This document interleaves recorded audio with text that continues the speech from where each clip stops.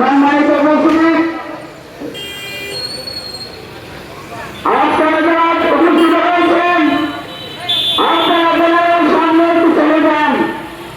এখন আমরা আজকের এই সমাবেশের সংক্ষিপ্ত বিষয়গুলোর বক্তব্য নিয়ে এই তীব্র মধ্যে আমরা এই সমাবেশ করতে যাচ্ছি।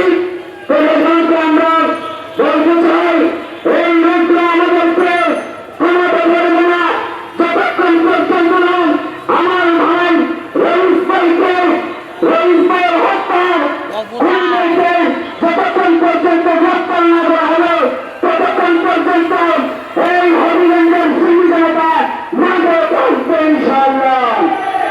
সম্মানিত উপস্থিতি, আপনারা যারা বিভিন্ন জায়গা থেকে আসছেন আপনাদের প্রতি অত্যন্ত কৃতজ্ঞতা ধন্যবাদ জ্ঞাপন করছি। এই পর্যায়ে সংযুক্ত করে বক্তব্য রাখার জন্য আহ্বান জানাচ্ছি বৈষম্য ছাত্র আন্দোলন হবিগঞ্জবাসী বসে উচিত ভাই মোহাম্মদ মাহাবুব হাসান। আসসালামু আলাইকুম। ফুল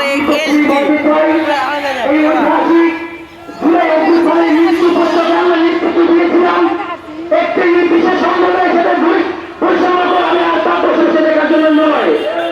আমার এক ভাইকে বল সৃষ্টি করে হত্যা করা হবে আর আমরা খুব বন্ধুদের বসে থাকবো তার জন্য নয়। সেহেতু আমরা আজকে বিক্ষোভ মিছিল থেকে আমার ভাই রসুলের সাথে সেভাবে বল সৃষ্টি করে হত্যা করা হয়েছে আমরা বৈষম্য ছাত্র আন্দোলন হবিগঞ্জ জেলার পক্ষ থেকে তার রাখছি একটি সদস্যকে আজকে বিক্ষোভ সমাবেশের সাথে একত্রিত পোষণ করছি।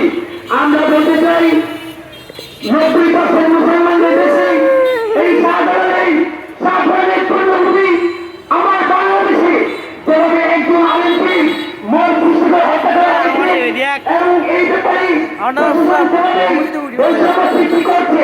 আমি দ্রুত সময়ের মধ্যে যদি এই হত্যাকাণ্ডের বিচার করে না হয় আমি বলবো এই 90% মুসলমানদের দেশে এই সুন্নি জনতার এই মুসলিম জনতার নৈর্যয় কেউ তারা রাখতে পারে না। দ্রুত সময়ের মধ্যেই আপনারা বিচার নিশ্চিত করবেন। সে আহ্বান জানিয়ে আমার বক্তব্য শেষ করছি। সকলকে ধন্যবাদ। আসসালামু আলাইকুম।